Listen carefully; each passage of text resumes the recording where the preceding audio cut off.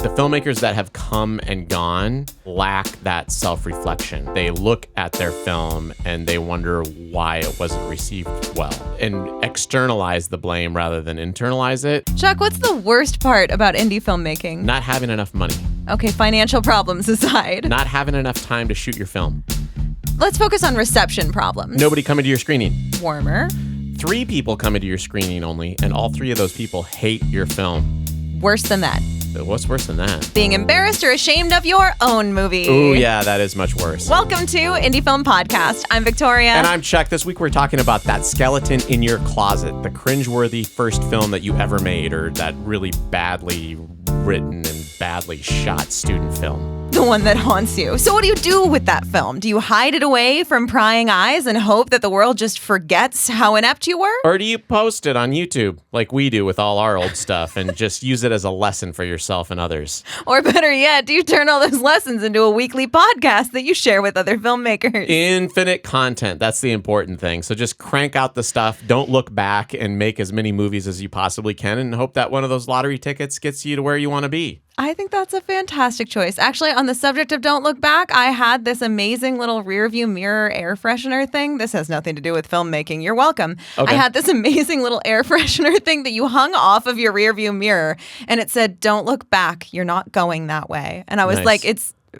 above your rear, like it. You do need to look backward while you're driving. You do need to do it then. As a motorcyclist, I always check my rearview mirrors because if you get rear-ended, it's not a good thing. It won't just be a little fender bender. No.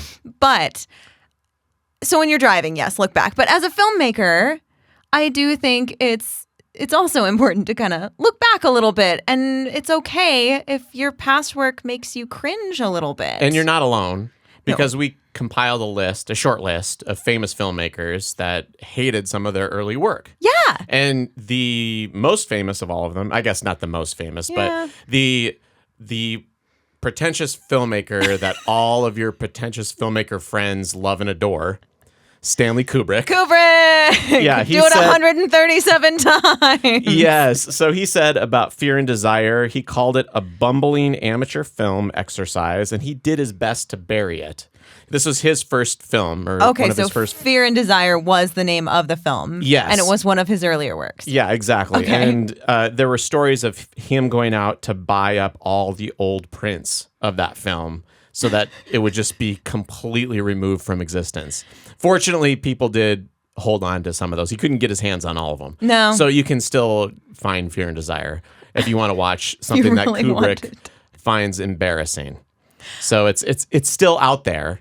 And that's something like even back then, he obviously had quite a bit of money and it was a physical medium. So he still couldn't wink it out of existence. Which I feel like is only more difficult now that we are in the era of the internet and everything is forever on the internet. So Yeah. But Kubrick, obviously great filmmaker. People argue that he's one of the greatest of all time. And he was embarrassed of his early work. I have a story from David Lynch. He directed Dune from 1984. not the newer options, obviously. No, this is much older. So he says, I quote, "My film Dune, I knew already one should have final cut before signing on to do a film. But for some reason, I thought everything would be okay, and I didn't put final cut in my contract. As it turned out, Dune wasn't the film I wanted to make because I didn't have the final say. Why would anyone work for 3 years on something that wasn't yours? Why? Why do that? Why?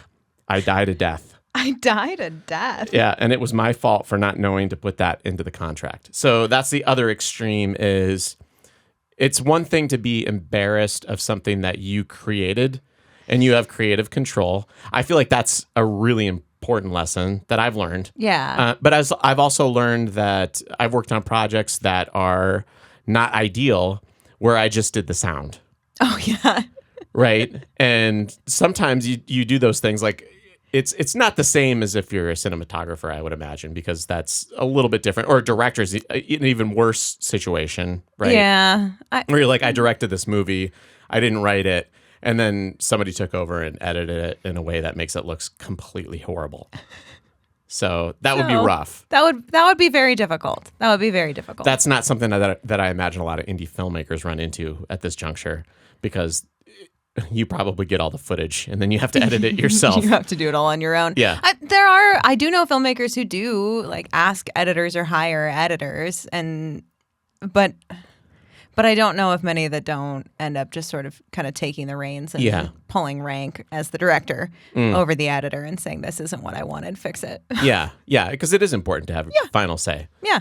And then when you do have final say and you're still embarrassed of it, that's where the real learning happens, I feel like. That's where it's real rough. So some other people that I added to this list, like George Lucas, obviously like keeps going back and redoing his own movies all the time. So obviously they weren't what he envisioned 50 years ago. Thanks, George. Duplass brothers, they had a feature film that they never released called Vince Del Rio. This is what they quoted. This is their quote on their description of their own film. They made a pile of steaming elephant dung. That is a visceral response to a movie that you've made. Yeah. So no issues with killing your darlings there. Yeah. Their film, yeah, exactly. They just killed the whole film. They just snuffed it out and never saw the light of day. You can't even find it because they never finished cutting it together. It just died.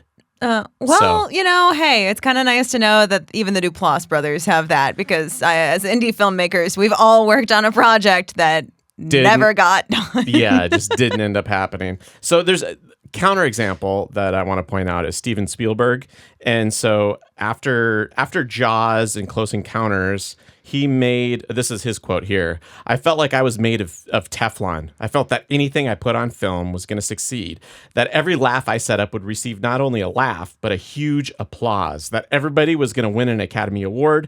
I learned the greatest lesson of my career, not just from the experience of 1941, which was the movie that he made that he hated. Which, I if you should have started with that. If you have not seen 1941, it is entertaining. Not in the way I assume Spielberg wanted it to be, but it is entertaining. Cringeworthy comedy and shenanigans. Yeah, so he felt like he was invincible, but then he went on to do Raiders of the Lost Ark after 1941, and he felt humbled by the experience of making a movie that was a total bomb after starting so strongly. Right. Yeah. And that's a good thing. So, and he said that he storyboarded every single shot on his next film. He was very 14, meticulous. Yeah. 14 days under on that one. 14 days under schedule. That's the power of pre-production. Yep.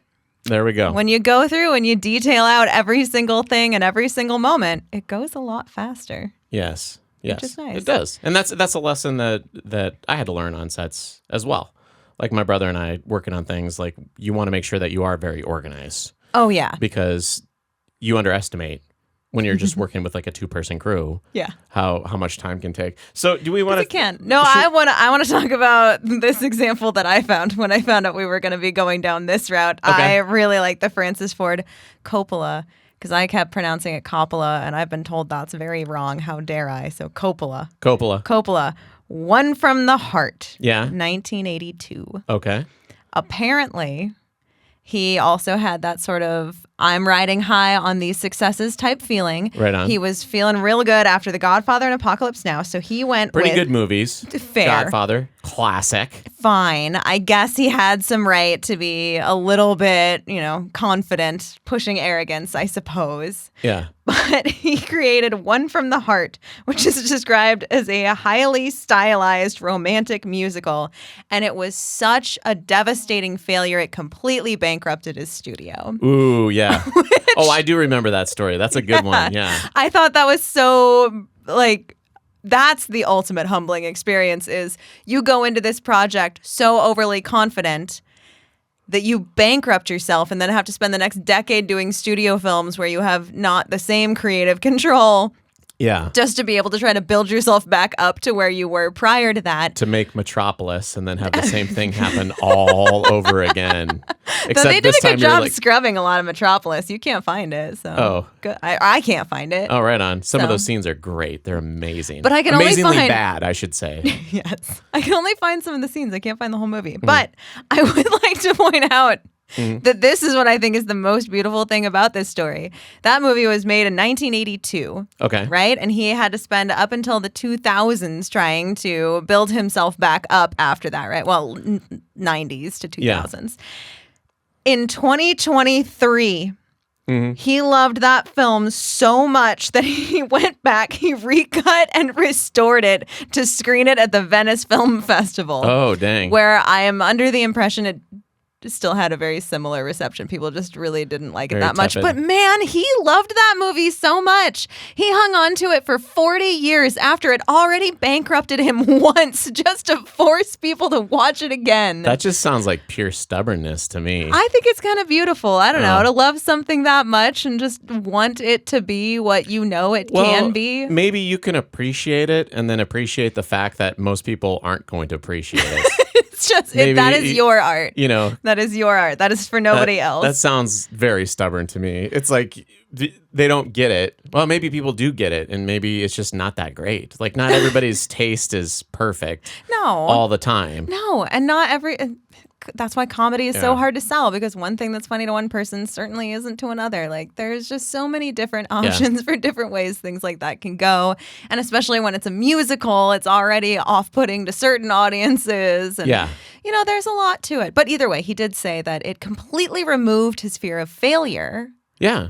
because it had him hit absolute financial rock bottom. That's good. That's beautiful. Hey, being fearless is definitely important. Fearless is very important. But on one extreme of that, it does mean that you revive a 40-year-old movie and then Just that bomb. That's different than George Lucas's situation. it's a little different. To Slightly. be fair, I don't 100% know what there were maybe and probably some people at the Venice Film Festival that said, actually, no, it was I'm sure. it was fine. There's always a couple people that like stuff. Yeah. It's just inevitable. Yeah. So is it okay to be embarrassed of your old work? I think Victoria, it's- I'm asking you specifically. Is it okay? I don't know if you need my permission to fail. That Oh, okay. sounds weird. Right. But I think it's completely fine. Like, Yeah. I'm so embarrassed of so much of my old work. Mm-hmm.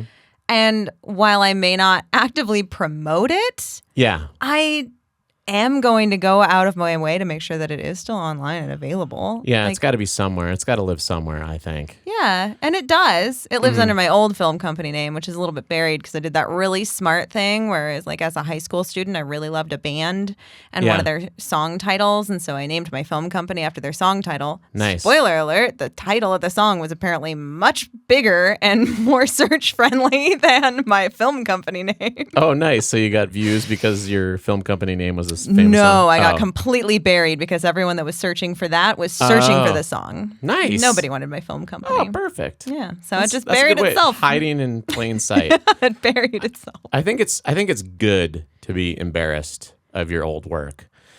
Having worked now here in this area, like the Boise area, for about the last 12 years, I have seen the filmmakers that have come and gone, I think, lack that self-reflection and lack that ability to grow because they look at their film and they wonder why it wasn't received well. Instead, and externalize the blame rather than internalize it. And I feel like that's a recipe for disaster because you're going to burn out. Yeah. If you're not seeing what you did incorrectly or what you did wrong, storytelling perspective is the tricky one. Yeah, that right? one's hard. The technical thing is easy. Anybody can look at it and something that they made and be like, I don't know technically how to do the sound. I don't technically know how to do the lighting. But if I knew how to do that, if I brought on a cinematographer and a sound person, then this movie would have been great. Maybe not. Maybe you Yeah. do need to workshop the story a little bit. But I do think being open to a lot of that criticism, and to be fair, constructive criticism is important. Yeah.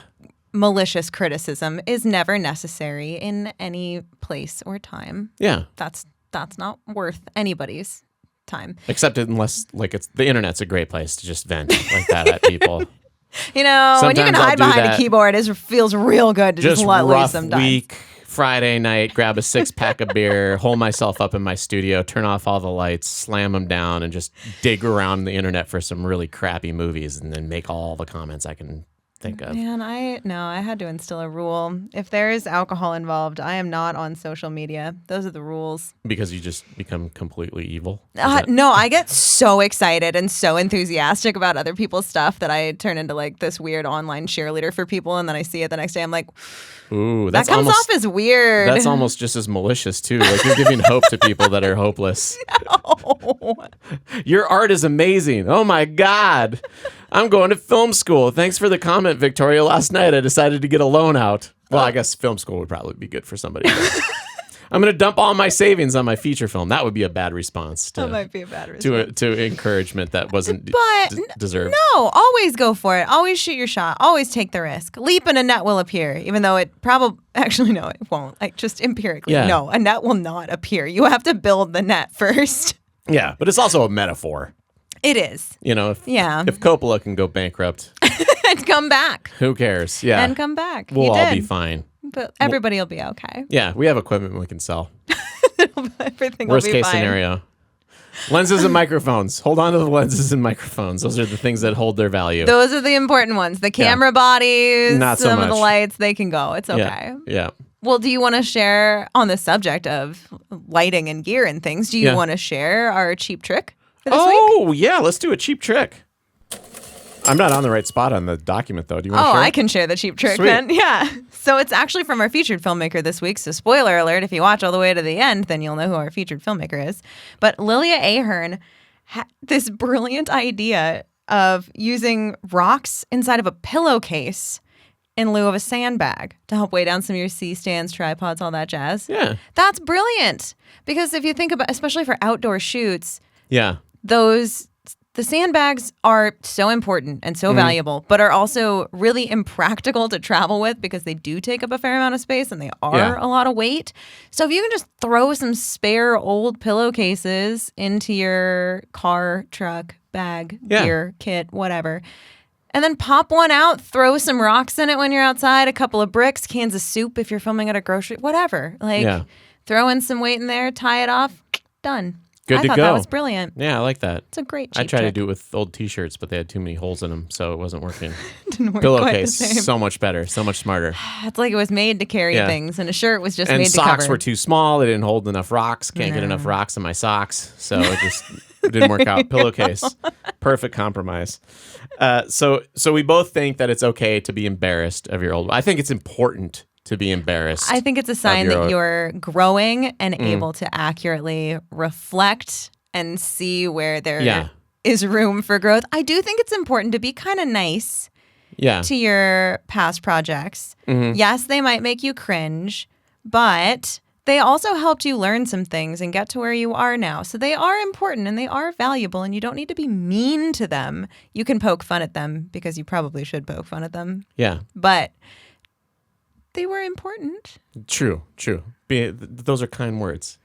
Victoria, thank you for reminding me to just be kind to myself. I need that reminder. I think it's important I'm just for kidding. everyone. I have the opposite problem. I'm like, oh my God, all my old projects are great. No, they were not. They were not. And we actually have evidence of all of our stuff on the internet. I don't think, like, as far as all the work that I did with Lower Gentry Studios, my brother and I, and then also my sister-in-law on a lot of projects, we've never buried anything. And even that first feature film, it's not available on YouTube.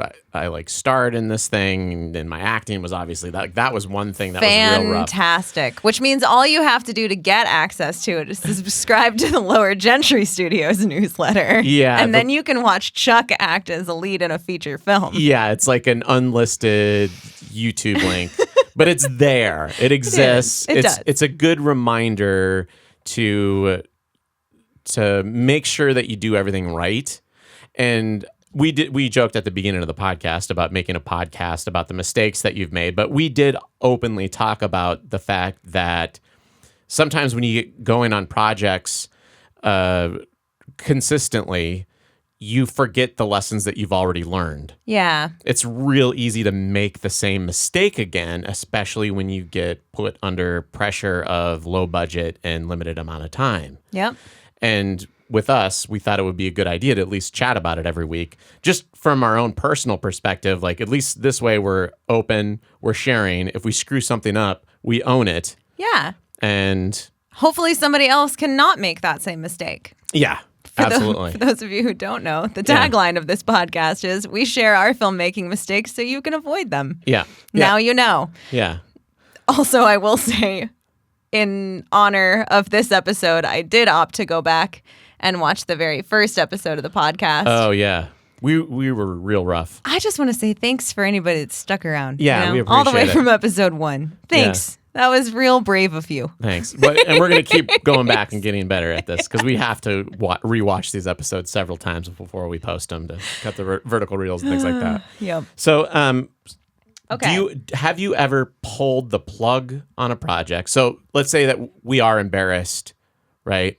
And the embarrassment that we experience can be at different timestamps. Yeah. And for me, it's always been after the project's finished. Yeah. I get laser focused on what I have to do to get the thing across the finish line. You lose perspective on what's good and what's bad, because when you're in the editing room, at that point, you're just problem solving to try to get the best story out of the footage that you have. Yeah. And try to accentuate it the best you can with post-production, in my case, just in sound post-production, because we can't afford VFX. But there's a lot of ways to like polish a turd, if you will. Right?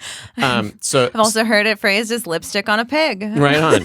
There's some options. Whatever kind of polish or lipstick you want to use, depending on the form of the footage that you have, whether it's a turd or a pig, you have options. So for me, it's always been, long story short, for me, it's always been looking back at the project. It's like, oh, okay, there were a lot of rough aspects about this. But once you decide to move forward with something, it's like you go. Yeah. And then see what happens. And then the reception is, oh, okay, it's initially like, oh, they just didn't get it. And then it's like, well, no, I guess I missed a lot of different things. Oh, this person's bringing up some good points. And yeah, that was pretty rough. Yeah. So when you pull the plug, have you ever experienced being embarrassed of something while it was happening and then thinking, I don't need to do this anymore? Yes. Let's abandon ship. Yes. I'm going to move towns and change my names. I'm going to start a new film company, which you've already done that I've once. already had to do that. So, I've already had to do that. No, this one was,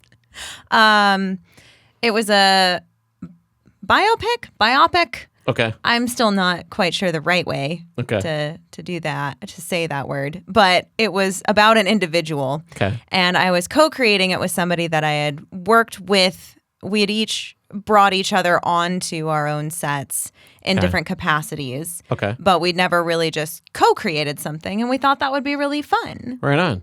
And so we were excited about it. And we had this detailed biography of this individual, and we both kind of latched onto different parts of the story that we thought were the most intriguing and the most interesting. And that should have been the biggest red flag, was that we couldn't even decide what the best story was. And it had to be a short, right? 10 minutes max. Okay. So we were not going to get to really tell both of these right on. In any compelling, meaningful way. So we definitely chose both. Yeah. Of course, because we're trying to compromise. Mm-hmm. And in this case, that wasn't the right compromise. The right compromise would have been, okay, you can pick the way the story is designed and I'll pick the way the shots are designed, or something like that. That would have been the better choice. Yeah, for sure. Instead of saying, well, we'll both just take half. Bad move. Probably should have recalibrated at that point. Was already a little bit concerned about it when then we started filming. Some of the shoot dates got moved around, and so like the original assigned cinematographer couldn't be there for all of it, and there were some little hiccups along the way. Yeah. It wasn't a bad experience. Right on. But there were just some hiccups and things. By the time I got the final cut edit of everything, yeah, I was mentally at a much different space than my co-creator was. Okay. Because when I watched it, I laughed really hard. I'm like, oh, in a good way or a bad way? No, it was a very big cringe. Okay, got it. I was like, this is bad. This is so bad. And there were moments where like the sound design and everything almost made it cartoony, but it was kind of supposed to be this hard-hitting drama. Oh, and it was like, oh, this is bad. This is just really bad. And I was laughing at it, and I did make the mistake of texting a joke back about how bad it was. Oh. And that was when it became very clear to me that I was not on the same page as this other person. They were obviously in that headspace of, I just cut all this together, I edited it, and it looks good.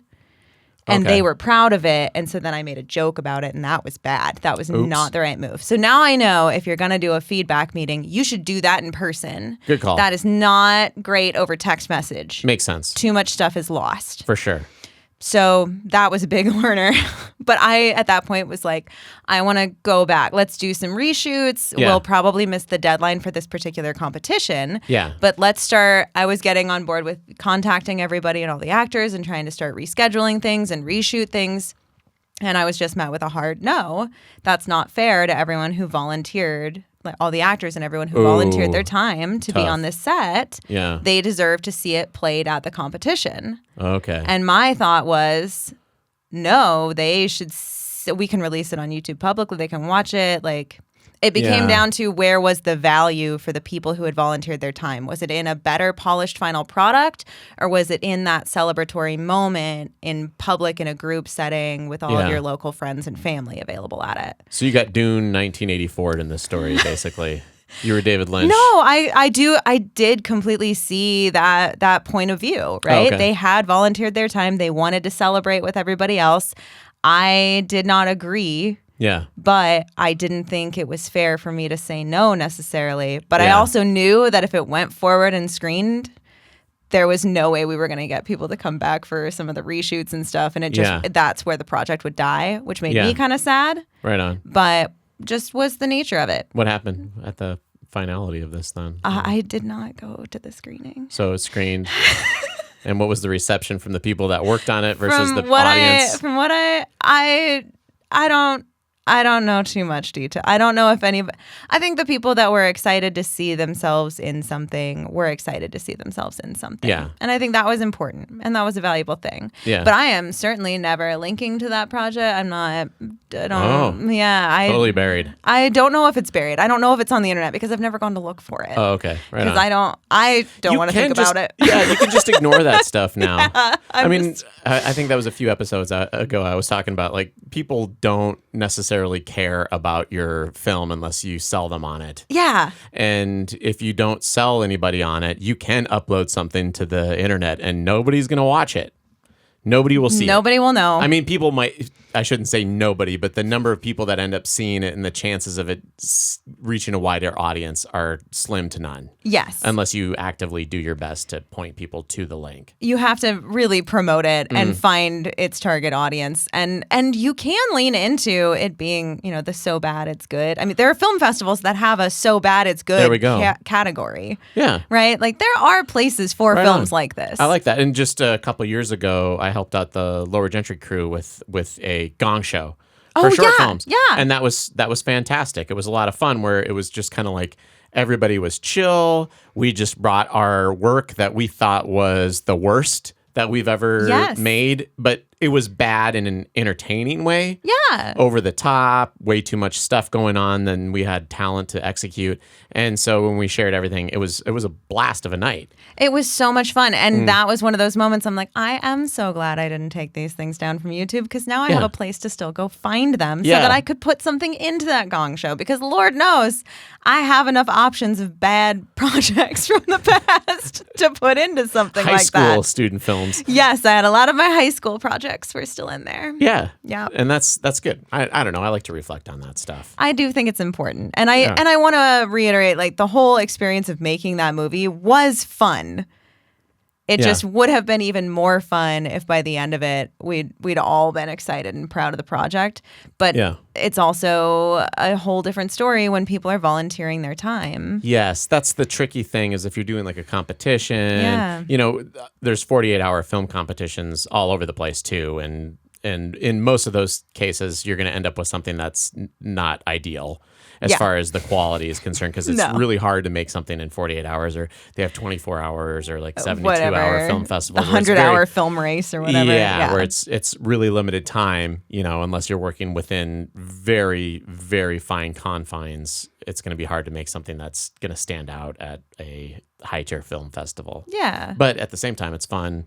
It's good to get those reps in. It is. And it's always a good time, especially if you're working with people that you enjoy working with and you've got the time to just play. Yeah. Go out and do it. Go have fun. Go make memories. Not every movie is here to be an earth-shattering artistic endeavor. Sometimes movies are just really fun to make because you had a fun idea and you want to go play with your friends and make a movie. Yeah. And you can work on some skill sets that you haven't quite perfected. Like, if you exactly. don't know your lighting very well, that's fine. Or This is a great you chance don't to do know it. how to do sound mix and you want to do the sound mixing yourself on something that's low pressure. It's perfect. Yeah. I like that. Do you have anything else you want to add on that one? I think On the subject of being embarrassed, just in general. I think I have a whole list, I guess, but I wanted to end with mine because it's yours is hundreds- great. Yeah, no. Yours is perfect. Your prior catalog is flawless too. No, I think the most important thing is, as far as the arguments that I hear for why you would want to scrub the internet of your old work or why you would try to bury it is because you're worried about it ruining a future opportunity. Right. Fair. Which is such a valid concern. Yeah. But I'm going to be perfectly honest. I cannot imagine a world where somebody's coming to you with a 6+ figure budget. Yeah. And they've decided based on one good thing you've made that they are just going to hand you all of this money without looking at any of your prior work or knowing anything else about you. Like, the odds of that situation happening just feel so slim. They are going to know that your past work exists. And I think it's going to be worse if you have none to show. Yeah, for sure. Showing growth and improvement and being able to work within limited constraints of either locations or budget or time or whatever it is, and showing that growth through those constraints, if I was an investor, would mean so much more to me than being concerned that not all of your projects looked, sounded, were phenomenal. Yeah, I feel like there's just so much stuff that's available, so much content is being created at all times that it's a non-issue anymore. Yeah, I mean, even 20 years ago, it might have been more so. Maybe. Because you could become, you could get tons of views on your YouTube channel for doing a silly dance or whatever. Like, that's done. Those times are over. The foundations of TikTok have moved on. Yeah, that's over. Nobody's doing Harlem Shake videos anymore. Nope. Sorry. Oh, they are. People are still doing Harlem Shake videos. No, they are not. I'm sure that it happens. I was in an argument. This is totally tangential. We were in an argument about dishwashers and and how to load them properly. So I went on YouTube and found out that there's several videos with millions and millions of views about how to properly load a dishwasher. And that's the age that we live in, is there's so much content to cover every aspect of every part of your life. And they get millions of views. Yeah, absolutely. Because people have opinions and want validation. Yes. And so you can get all the different validation you need to on whatever side of the dishwasher loading argument you're on. You'll find it. But that said, I don't think anymore it's that much of an issue to openly share things, and hopefully getting feedback on your product or on your film or whatever the case may be, even if it is really negative, which I will say the internet's gotten better in the last few years, having softer, kinder place. Yeah, having created content up to including 10 years ago and getting some comments versus what we get on the podcast now. The mean, viscerally negative comments have dwindled. So I wonder if part of that is because there is so much more content now that not as many people just like rage and hate watch things. Yeah, true. Just for the sole now it really is. We're just all despondent. We're just all despondently flicking through videos. Just the endless scroll. Yeah. As soon as the endless scroll came out, we all became zombies. Yeah, we're just done. And don't forget to feed that machine. That's your job as an indie filmmaker. That is. Yes. That is your job. But if you have a story about an old project ruining a potential new project, please share that with us in the comments, because I haven't had that experience myself. You haven't had that experience. I have plenty of examples of me doing really poor audio on YouTube, but it hasn't affected me being able to get gigs currently. No. Because it's whatever's most, it's the recency bias, and that seems to play a bigger hand. Plus, my demo reel doesn't include that old crap. So that is fair. There's a big difference between scrubbing the internet of the old things you're ashamed of and actively including those things that you are ashamed of in your demo reel or pitch decks. Yeah. Those are two different things. Yes. If you don't have anything on your demo reel that's of any consequence, maybe just wait to make a demo reel until you have that skill set down. That's okay. You can wait. Yeah. It doesn't have to happen now. It's fine. Do you have anything else to add, or should we talk about the featured filmmaker of the week? I vote we go to our featured filmmaker. Let's do it. All right, we already mentioned Lilia Ahern, but I love this because Lilia didn't set out to become a filmmaker. For her, it sort of happened by accident. Ooh. She started telling stories in a way that felt more real and meaningful, and the projects just started coming. I think she's been officially producing films for less than a year and already has 6 projects under her belt. Nice. Which is impressive. So to make her feature debut film, Starlight and You, like all of us scrappy filmmakers, she had to learn by doing, making mistakes, and adapting in real time. And on set, the moments of chaos taught her how to stay flexible, let go of perfection, which I think should be the theme for this episode, and trust the creative process. I dig it. Her quote is, "Filmmaking isn't just about making something look good. It's about capturing emotion, connection, and something that people can truly feel. And I'm still at the beginning of that journey, which is what makes it so exciting." Well, good luck on your journey. If you want to be a featured filmmaker of the week, please go to indiefilmpodcast.com/submit and include a downloadable MP4 or some video assets, because we do make a video podcast, which we will showcase some of your work, and include an interesting story or an interesting anecdote that you like to share with everybody. So share your fun stories, your fun tips, and if you have, cheap tricks or time-saving hacks or anything like that, please share let us those know. with us too. Yeah. We'd love to hear them. With that, shall we succinctly say farewell? I think so. Bye. Bye.